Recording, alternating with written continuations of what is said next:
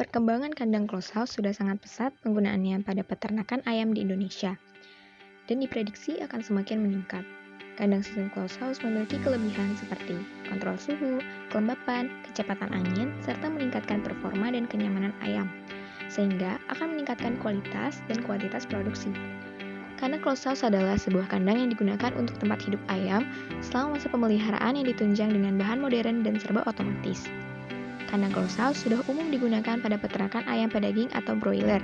Namun, apakah sistem kandang closed house ini bisa diterapkan untuk ayam petelur atau layer? Jawabannya bisa. Telah dibuktikan oleh para peternak-peternak berikut. Peternak ayam petelur dengan sistem closed house umumnya digunakan pada industri peternakan ayam petelur dengan skala populasi yang besar, karena pengadaan peralatannya yang tidak murah. Nah, pada kesempatan kali ini, kami kelompok 5 akan membawakan materi mengenai ayam layer atau ayam petelur pada kandang sistem closed house. 1. Peralatan dan persiapan kandang closed house. Sistem kandang closed house dapat menjadi pilihan yang baik bagi peternakan layer di Indonesia. Sistem kandang ini ideal untuk peternakan Indonesia, baik dengan menggunakan ventilasi sistem cooling pad maupun dengan sistem tunnel. Ventilasi sistem tunnel umumnya digunakan pada peternakan dataran tinggi dengan tingkat kelembapan yang tinggi. Pada sistem tunnel, seluruh bagian dinding kandang tertutup, kecuali bagian depan dan bagian belakang. Sisi bagian depan dipasang inlet udara dan bagian belakangnya dipasang exhaust fan. Gunanya untuk menyedot udara dari arah depan kandang ke belakang kandang. Adapun di dataran rendah, terutama yang bersuhu tinggi, ventilasi tunnel dapat dimodifikasi dengan menambahkan cooling pad pada kandang, sehingga dapat disebut juga sistem cooling pad. Pada sistem ini, udara yang disedot masuk ke dalam kandang akan melalui bantalan atau pad khusus. Pad yang dialiri air ini akan menyebabkan suhu dan kelembapan udara yang masuk bisa disesuaikan dengan kebutuhan ayam. Bangunan kandang ayam petelur memiliki ukuran 8 x 120 meter yang dapat menampung populasi ayam petelur sebanyak 12.000 ekor. Model kandang yang baik bagi ayam petelur dengan sistem closed house dapat diterapkan, yaitu kandang baterai. Kandang baterai merupakan kandang dengan bentuk menyerupai sangkar, berbentuk kotak memanjang, dan terdapat sekat. Umumnya, kandang baterai terbuat dari kawat dan memiliki daya tahan yang lebih kuat karena tidak mudah rusak dibandingkan dengan bahan seperti kayu atau bambu. Kandang sistem baterai dapat disusun secara bertingkat seperti sangkar atau kurungan. Susunan kandang baterai yang digunakan adalah triple deck stair step dengan penempatan yang bertolak belakang seperti huruf M. Sehingga kotoran ayam dapat jatuh ke lantai atau ke alas penampungan kotoran. Dengan ukuran kandang baterai 120 x 40 x 50 cm. Kandang sistem closed house memiliki dua unsur pengendali iklim penting, yaitu pengendali suhu dan penukar udara. 1. Mesin pengendali suhu. Mesin pengendali suhu terdiri dari alat pemanas dan pendingin ruang.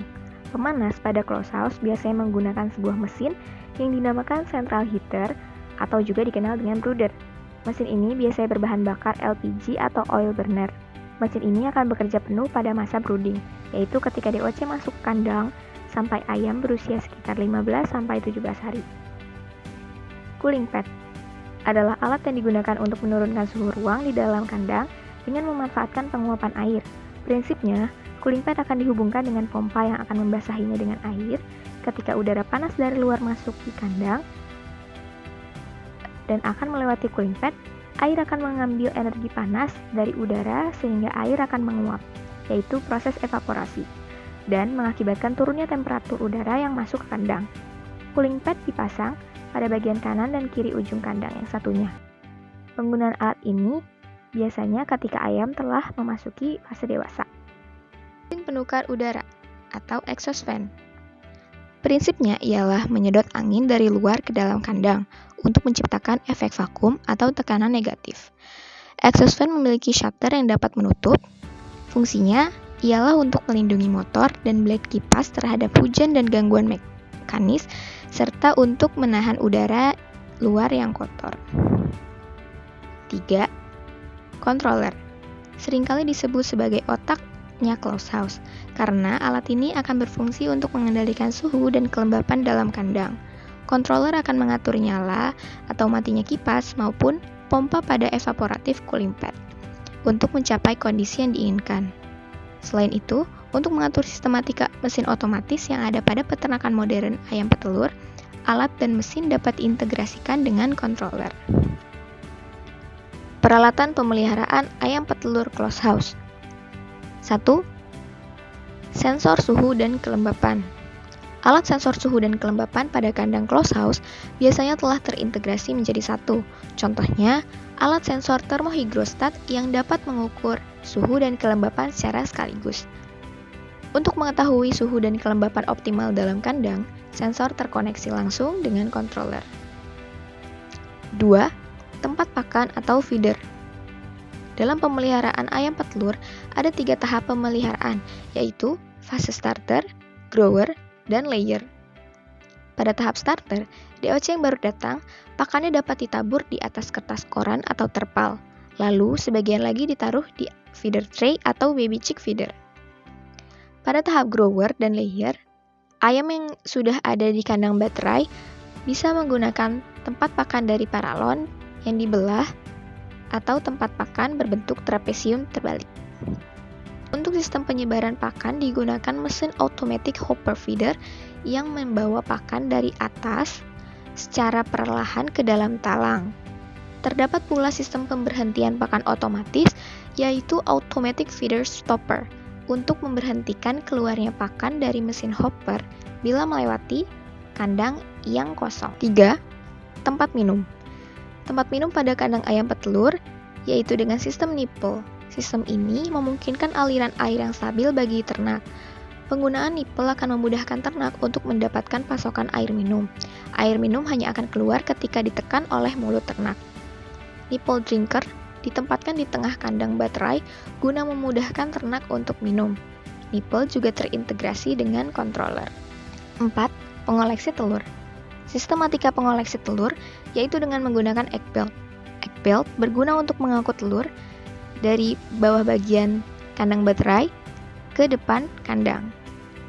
Alat ini akan berjalan secara perlahan guna memastikan telur agar tidak pecah. Bagian depan difungsikan untuk muara tempat pengumpulan telur, sehingga akan memudahkan peternak dalam mengoleksi telur.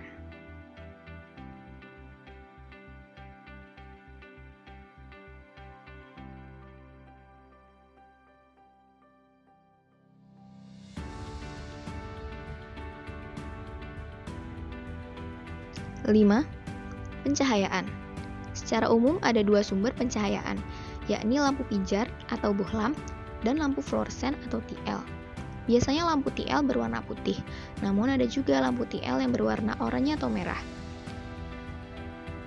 Lampu TL ini umum digunakan karena secara teori panjang gelombangnya relatif menyerupai sinar matahari. Selain kedua jenis lampu itu, ditemui pula penggunaan lampu LED untuk DOC yang baru datang. Persiapan kandang sebelum check-in. Pencucian kandang.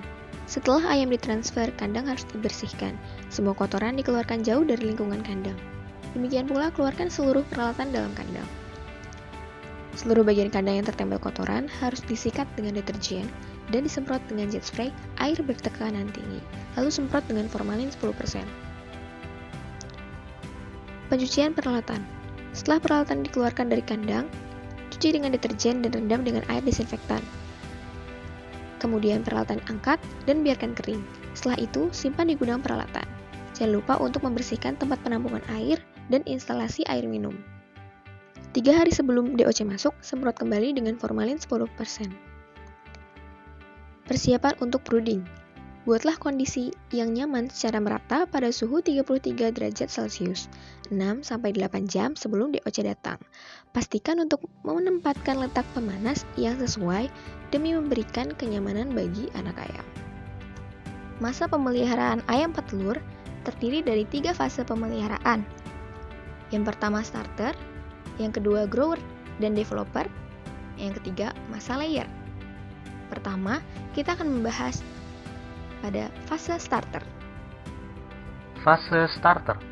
Fase starter ini berlangsung mulai dari usia DOC 0 sampai 6 minggu. Pada fase ini, bentuk, ukuran, dan keseragaman ayam akan diatur sedemikian rupa sebagai tujuan untuk memaksimalkan produktivitas ayam tersebut. Pada fase starter ini, terutama pada masa brooding, anak-anak ayam masih sangat sensitif terhadap penyakit. Dan pada fase ini merupakan fase pemeliharaan yang kritis karena memiliki tingkat kemungkinan mortalitas yang tinggi. Dalam perawatan fase starter ini dimulakan dengan seleksi DOC. DOC yang baik ditandai dengan warnanya cerah, paruh serta kakinya berwarna kuning cerah, tidak cacat, suaranya nyaring, serta lincah dan gesit. Setelah terseleksi, maka dilakukan pemotongan paruh pada ayam. Hal ini bertujuan untuk mencegah kanibalisme, pematukan bulu dan kloaka, dan efisiensi ransum. Pemotongan paruh ini biasanya menggunakan debacker. Litter. Kondisi litter di dalam kandang harus selalu diperhatikan. Pastikan litter yang ada di dalam kandang tidak lembab dan basah. Manajemen brooding. Pada fase starter ini, kandang brooding harus dipersiapkan sedemikian rupa. Komponen pentingnya antara lain pemanas atau brooder. Pemanas ini berguna untuk menjaga suhu ayam agar tetap stabil. Brooder ini bisa dibilang sebagai pengganti induk ayam sebagai penghangat bagi anaknya. Komponen selanjutnya adalah skat atau chick guard. Chick guard ini biasanya dibuat dari seng dengan ketinggian 50-60 cm. Chick guard ini biasanya juga dibentuk melingkar atau elips. Kegunaan dari chick guard ini adalah sebagai pelindung ayam dari terpaan angin dan hewan liar. Selain itu, chick guard ini berguna untuk meratakan panas dari brooder. Pakan dan minum. Pada fase starter, pemberian pakan kepada ayam dilakukan sebanyak 4-9 kali dalam sehari secara ad libitum atau pakan selalu tersedia. Hal ini dilakukan karena pada fase ini pertumbuhan yang terjadi pada ayam sangatlah cepat. Lalu untuk pemberian airnya dilakukan secara ad libitum juga atau air selalu tersedia. Kebutuhan cahaya. Tujuan dari pemberian pencahayaan adalah sebagai pemberi stimulus yang kuat dalam meningkatkan produktivitas ayam. Selain itu, cahaya akan mendorong ayam untuk selalu mengonsumsi ransum. Pada masa brooding, kebutuhan cahaya bagi ayam adalah 10-20 lux atau 20-40 watt tiap 10 meter persegi. Awalnya, cahaya diberikan selama 24 jam. Lalu dikurangi secara bertahap sebanyak 2 jam setiap minggu sejalan dengan bertambahnya umur ayam. Pengurangan ini dilakukan dengan mematikan lampu pada malam hari. Vaksinasi dan obat. Pemberian vaksin dilakukan beberapa kali pada fase ini. Di umur 5 hari, ayam diberikan vaksin inaktif ND dengan cara injeksi subkutan dan vaksin aktif ND dengan cara tetes mata. Lalu ayam juga diberikan Vivita Stress atau multivitamin. Pada umur 9 hari, ayam diberikan vaksin gumboro dengan cara dicekok, lalu diulang lagi pada umur 16 hari dan 23 hari.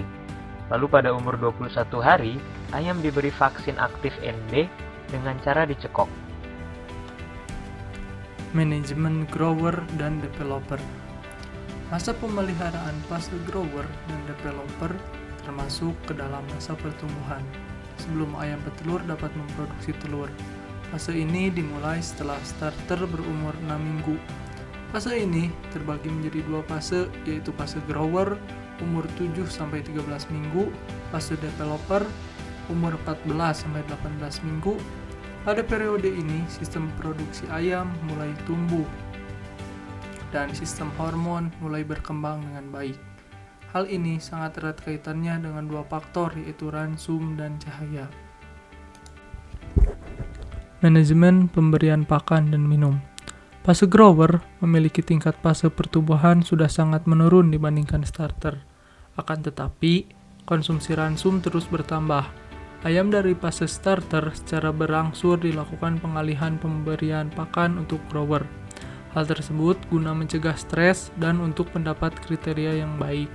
Frekuensi pemberian pakan dan minum untuk fase grower yaitu secara ad libitum yang diberikan sepanjang waktu dan tidak terbatas.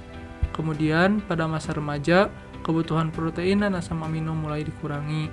Umumnya ransum grower digunakan protein ransum 15% dan energi 2900 kilokalori per kilogram. Pemeliharaan fase grower dan layer dibedakan berdasarkan nutrisi pakan yang diberikan, yaitu protein fase developer lebih rendah 1-2%. Pakan yang diberikan dapat berbentuk tepung, pakan berbentuk butiran atau crumble masih dapat diberikan untuk mendorong kenaikan berat badan ayam. Terdapat periode 2 minggu terakhir pada masa developer yang perlu diperhatikan. Pemberian pakannya harus memasukkan kalsium seperti batu kapur, hal ini untuk mempersiapkan ayam darah yang masih belajar. Kontrol nutrisi dan recording. Recording dilakukan dengan penimbangan berat badan 2 minggu sekali, supaya ayam tetap sesuai dengan berat standar. Apabila ayam terlalu gemuk, hal seperti ini tentu membuat total produksi akan menurun dan angka kematian akan meningkat. Dan ayam akan mencapai dewasa kelamin secara cepat. Maka, perlu dilakukan metode pembatasan ransum pada saat fase pertumbuhan agar ayam tidak terlalu gemuk. Salah satunya yaitu dengan mengurangi jumlah ransum yang diberikan dan membatasi waktu pemberian ransum. Pada perusahaan, ayam biasanya dapat dipuasakan sehari dalam 7 hari pemeliharaan. Ada juga yang tidak memberi makan 2 hari dalam seminggu. Untuk mengetahui berat badan pada ayam, tidak perlu semuanya ditimbang, tapi cukup mengambil contoh 10% dari jumlah ayam yang ada. Dari hasil penimbangan ini, kita dapat mengetahui apakah ayam yang kita pelihara terlalu gemuk atau tidak. Selanjutnya, apabila kita akan memindahkan ke kandang produksi pada saat seleksi fase pertumbuhan, maka kita perlu mengetahui berat badan yang terendah dan yang tertinggi.